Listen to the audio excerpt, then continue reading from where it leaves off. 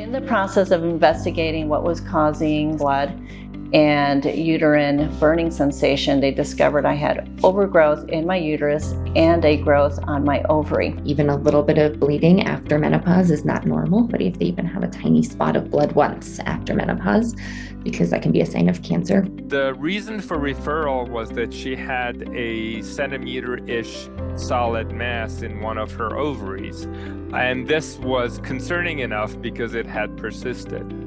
We did do a blood test called a CA-125, which is sometimes done in women with adnexal ovarian masses. This was normal, so that was good, but it didn't completely wipe out the possibility of a malignancy in her ovaries. The baseline risk of uterine cancers in the general population is 3% over their lifetime. So that's not insignificant. So we got in preoperative discussions, we got to the fact that we needed to remove the ovaries. And so we had talked to her about doing this laparoscopically. So then the decision was then what to do with the uterus when we are already doing a laparoscopic surgery.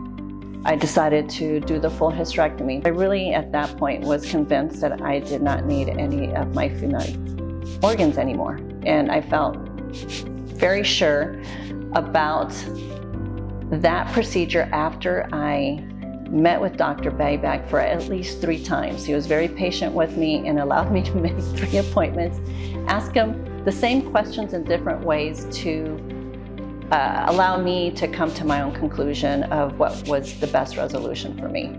Just listen, listen, listen, and repeat, repeat, repeat. Often, doctors are thought of as not really listening to what the patient says.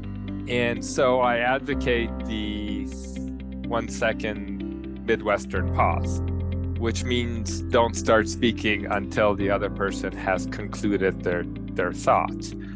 So listen, listen, listen, because sometimes they're trying to tell you something and you are not allowing them to tell you important information that you could definitely use.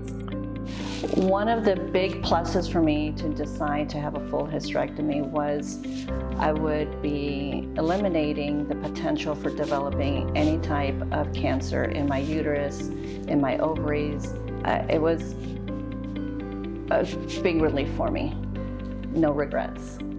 Let's shout about ovarian cancer, not whisper.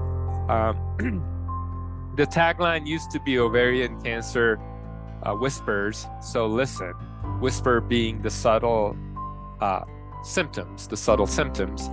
So my counter to that is why whisper when you can shout?